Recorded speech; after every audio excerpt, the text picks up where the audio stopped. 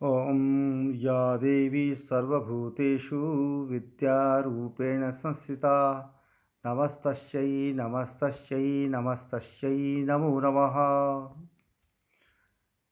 मैं चंद्रशेखर शर्मा व्याख्याता।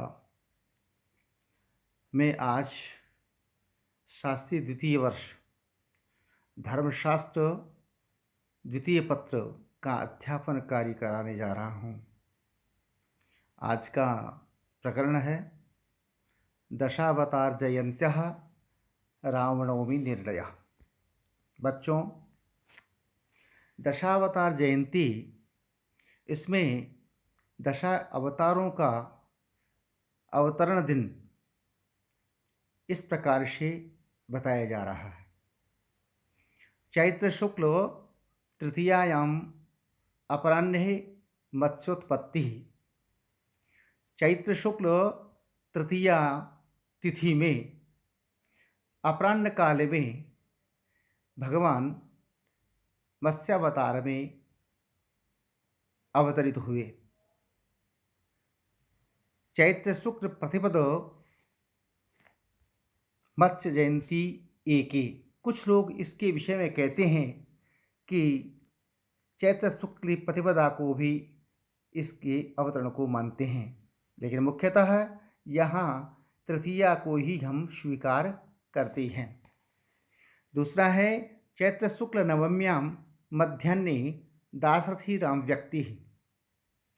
चैत्र शुक्ल नवमी में मध्याह्न के समय यानी दोपहर के समय भगवान दशरथ के पुत्र के रूप में श्री राम का आविर्भाव हुआ।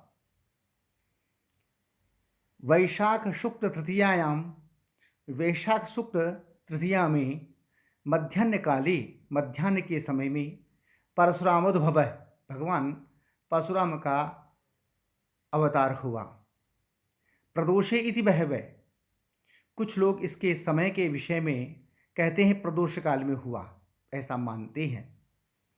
चौथा है वैशाख शुक्ल चतुर्दश्याम सायं नारसिंह अवतार है। वैशाख शुक्ल चतुर्दश्याम, वैशाख चतुर्दशी में सायंकाल के समय नृसिंह भगवान का अवतार हुआ।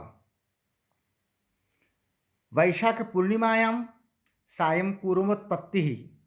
वैशाख पूर्णिमा के दिन सायंकाल के समय कूर्मोत्पत्ति भगवान कच्छप के रूप में अवतरित हुए।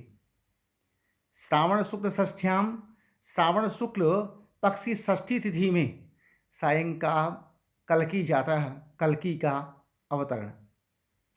भाद्रपद कृष्ण अष्टम्याम निशीथे श्री कृष्णाविर्भावः। भाद्रपद कृष्ण अष्टमी में निशीथे अर्थात मध्य रात्रि में श्री कृष्ण भगवान का अवतरण हुआ। भाद्रपद शुक्ल तृतीयायाम अपराह्ने वाराहोत्पत्ति। भाद्रपद शुक्ल तृतीया में अपराह्न काल के समय में भगवान वराह के रूप में इस धरा पर अवतरित हुए।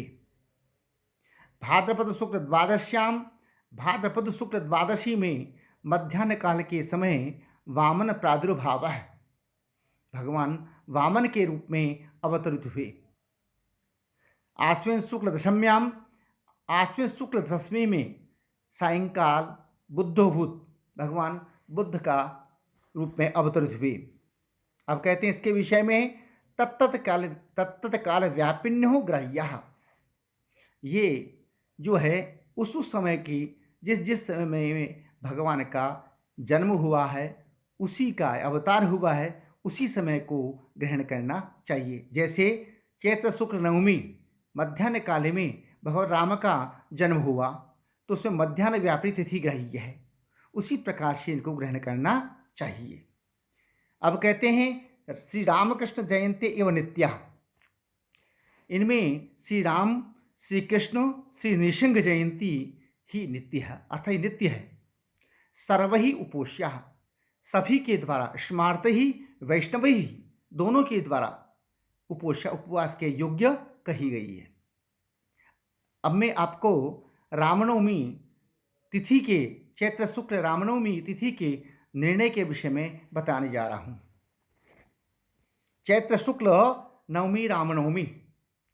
चैत्र माह में शुक्ल पक्ष की नवमी तिथि रामनवमी के रूप में जानी जाती है। चैत्र शुक्ल नवमी में पुनर्वसु नक्षत्र युतायाम, पुनर्वसु नक्षत्र से युक्त मध्याह्न काल में कर्क लग्न में मेषस्थे सूर्य, उस समय मेष राशि पर सूर्य था। तो हमेशा कहने का मतलब सूर्य मेष राशि में जब होता उच्च का होता है।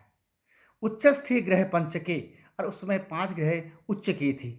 जब भगवान श्री राम के जन्म के समाचार सुने उस समय ऐसा समय था। कैसा? चैत्र शुक्ल नवमी, चैत्र माह के शुक्ल पक्षी नवमी का दिन था, पुनर्वसु नक्षत्र था और मध्याह्न काल था। समय कैसा? लग्न कैसा था? कर्क लग्न था। मेष की राशि पर सूर्य अर्थात उच्च का होता, उस उच्च का उच्च से इसके अलावा 5 ग्रह उच्च के थे। ऐसे भगवान श्री राम का जन्म हुआ। अस्याम मध्याह्न व्यापिन्याम उपोष्णम कार्यम। अस्याम, इसमें अर्थात इस नवमी में मध्याह्न व्यापिन्याम, मध्याह्न काल में रहने वाली नवमी तिथि को उपवास करना चाहिए। पूर्वेद्यु एव, पूर्व दिने एव, पूर्वेद्यु अर्थात पूर्व दिने एव, पहले दिन ही मध्याह्न काल में सत्वे होने पर सा एव ग्रह्या, अर्थात वही तिथि ग्रहण करनी चाहिए। पूर्व दिन यदि मध्याह्न काल में होने पर तो वही तिथि को ग्रहण करें। किंतु दिनद्वये मध्याह्न व्याप्तौ अव्याप्तौ वाह, दिनद्वये दोनों दिन, आज भी कल भी, तो दिनद्वये मध्याह्न व्याप्तौ, मध्याह्न काल में रहने पर अव्याप्त हुआ, नहीं रहने पर परा अष्टमी विद्याया निषेधात्। अब यहाँ अष्टमी विद्याया निषेधात्, अष्टमी विद्या के निषेध के कारण दिनद्वये दोनों दिन मध्याह्न काल में रहने पर अथवा नहीं रहने पर परा यानी बाद वाली नवमी ग्रहण करनी चाहिए। इसके विषय में अगर संहिता में कहा गया नवमी चाष्टमी विद्या त्याज्य विष्णु परायण ही उपोष्णम नवम्यम च दशम्यम चैव पारणम।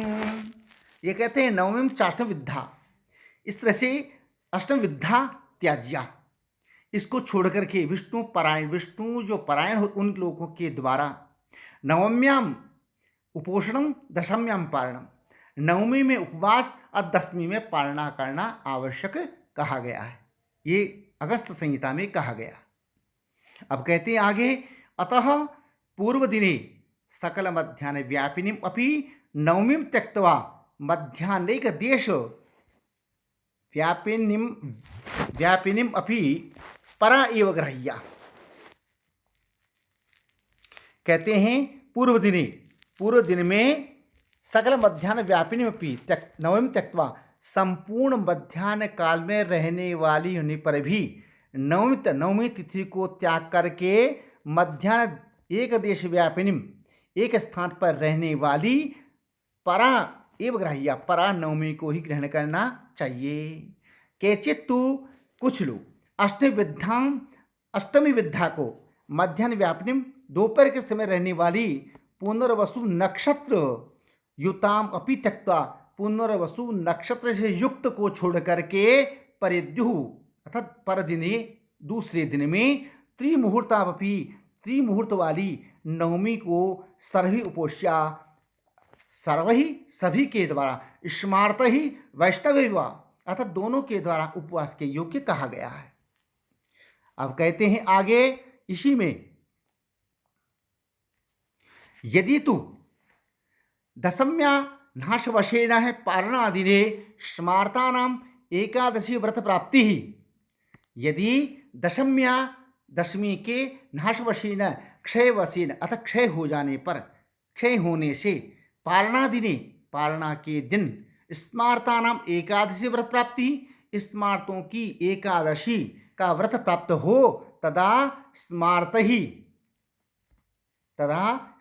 ही अष्टमी विद्या उपोष्या, तब स्मार्तों के द्वारा अष्टमी विद्या में उपवास करना चाहिए। तत्र वहाँ पर वैष्णवैः वैष्णवों के द्वारा मुहूर्तत्रययुता 3 मुहूर्त युक्त पर ही एव उपोष्या वैष्णव के द्वारा मुहूर्त त्रययुता 3 मुहूर्त से युक्त दूसरे ही उपवास के योग्य कही गई है।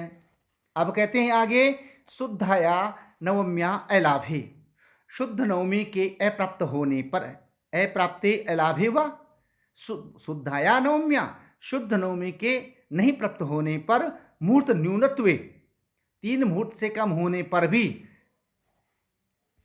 सर्वै अपि सभी के द्वारा चाहे वो स्मार्त हो चाहे वो वैष्णव हो उन सभी के द्वारा अष्टमी विद्या उपोषण अष्टविद्या के अंदर ही उपवास योग्य कही गई है।